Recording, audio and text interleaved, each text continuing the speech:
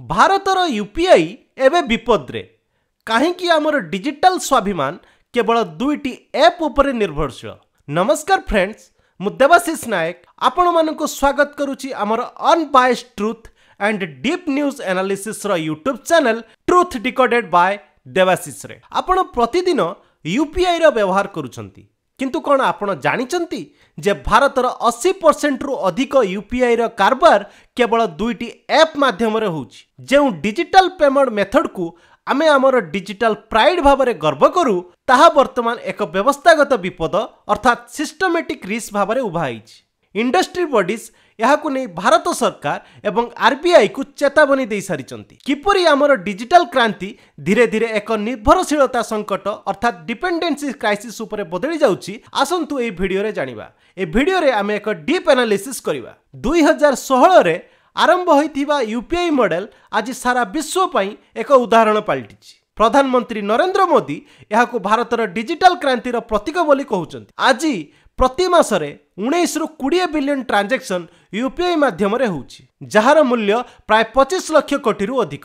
भारत रे UPI payment दुनियार सर्वाधिक हेउछि, किंतु समस्या होउछि ए विशाल डिजिटल पेमेंट इंजिन वर्तमान केवल दुईटी इंजिन उपरे निर्भरशील अर्थात दुईटी ऐप उपरे निर्भरशील। एनपीसीआई रो तथ्य अनुसार फोन पे रे 46% एवं गूगल पे रे 34% यूपीआई रो कारबार हेउछि, अर्थात ए दुईटी ऐप मोट 80% यूपीआई रो बाजार को नियंत्रण करुछंती, जेतेबेले कि पेटीएम, अमेजन पे, भीम आदि समस्त अन्य ऐप केवल 20% यार कारबार करुछंती।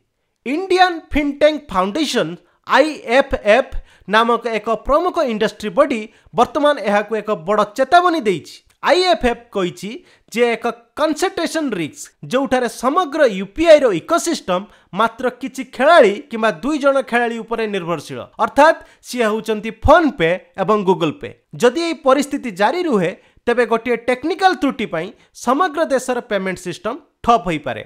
ए डिजिटल एकाधिकार अर्थात डिजिटल मोनोपोली जगो मुख्यतः तीनोटी विपद सृष्टि होई पारे। प्रथमटी होउची ऑपरेशनल रिस्क। जदि दुईटी एप्स रो सर्वर केबे क्रैश करे किंबा कोनोसी बड़ साइबर याकू अटैक करंती किंबा या उपरे साइबर अटैक हुए तेबे समग्र देशर यूपीआई कारबार बंद हो जिवो। द्वितीयटी होउची कंपटीशन रिस्क, अर्थात फोन पे एवं गूगल पे रो दबदबा अर्थात हेजिमनी। यांकर हेजिमनी जोगु भीम ऐप किंबा पेटीएम भली छोट छोट भारतीय एप्स गुड़िक बजार रु धीरे धीरे उभान हो जाउचंती। तृतीयटी होउची सॉवरेनिटी रिस्क। यह अत्यंत गुरुत्वपूर्ण कारण गूगल पे एक विदेशी कंपनी, सेमिति यह गूगल द्वारा परिचालित, फोन पे वालमार्ट द्वारा परिचालित।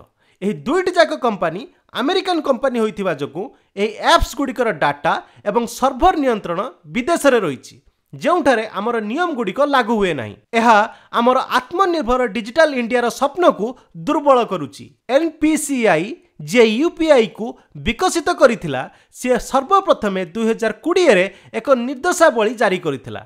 ए निर्देशावली अनुसार कौनसी ऐप 30% रु अधिक बाजार अंशधन अर्थात मार्केट शेयर नियंत्रण करि परिबे नाही, किंतु दुर्भाग्यवशत ए 30% रो सीमा अर्थात कैप को 3 थर घुंचै दिया जायछि।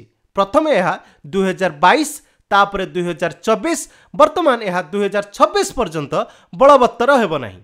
अर्थात फोन पे एवं गूगल पे भली बड़ बड़ खेलाड़ी माने जुक्ति बाढ़ी जे उपभोक्ता मानकु बलपूर्वक अन्य ऐप को स्थानांतर करिबा सेमानक स्वार्थ विरुद्ध रे जीवो। थरे आपण चिंता करंतु, चीन रे अलीबाबा कंपनी एवं टेंसेंट कंपनी उपरे कठोर नियम लागू करा जायछि। कोनोसी ऐप 50% रु अधिक बाजार अंश रखि परिबो नाही, अर्थात 50% रु अधिक शेयर रखि परिबो नाही। सेमिति यूरोपियन यूनियन अर्थात ईयू डिजिटल मार्केट एक्ट अंतर्गत 40% रु अधिक बाजार अंश थिबा कंपनी गुड़िकर तदारक करा जाए। सेमिति अमेरिका रे फेडरल ट्रेड कमिशन अर्थात एफटीसी पूर्वरु एप्पल पे एवं गूगल पे रो एंटी कॉम्पिटिटिव प्रैक्टिसेस जांच करि सारिछि, किंतु भारत रे एपरि कठोर नियमावली केबे भी देखा जाएनी। यूपीआई केवल एक पेमेंट ऐप नुहे, यह आम देशर फाइनेंशियल नर्वस सिस्टम। जदि कौनसी विदेशी नियम किंबा वैषयिक त्रुटि जोगु ए सिस्टम क्रैश हुए तेबे भारतर समस्त डिजिटल वाणिज्य बंद हो जिवो। एकाधिक कंपनी उपरे अत्याधिक निर्भरशीलता यह जमा एक इन्वेंशन नुहे बरं एक डिजिटल असंतुलन अर्थात इम्बालांस सृष्टि करिवो। आशा करूछु आरबीआई एवं भारत सरकार ए समस्यार गुरुत्व को निश्चित भाव में बुझी पारिबे एवं डिजिटल संतुलन आनिबा को पदक्षेप नेबे। आपनकु सबुठारु को पेमेंट मेथड भल लागे किंबा आपण को पेमेंट मेथड ऐप व्यवहार करंती जदि आपण फोन पे व्यवहार करंती कमेंट बॉक्स रे फोन पे लिखंतु, जदि गूगल पे व्यवहार करंती कमेंट बॉक्स रे गूगल पे लिखंतु। कमेंट माध्यम रे आपणकर मूल्यवान मतामत आमको जणांतु। तेबे दर्शक बंधु आगो कोन होउची ता देखिबा बाकी रहिला। तेबे मो तरफरु ए वीडियो रे एतिकी। वीडियोटी जदि भल लागे तेबे लाइक करंतु, चैनल को सब्सक्राइब करंतु। धन्यवाद। जय हिंद, जय भारत, जय जगन्नाथ।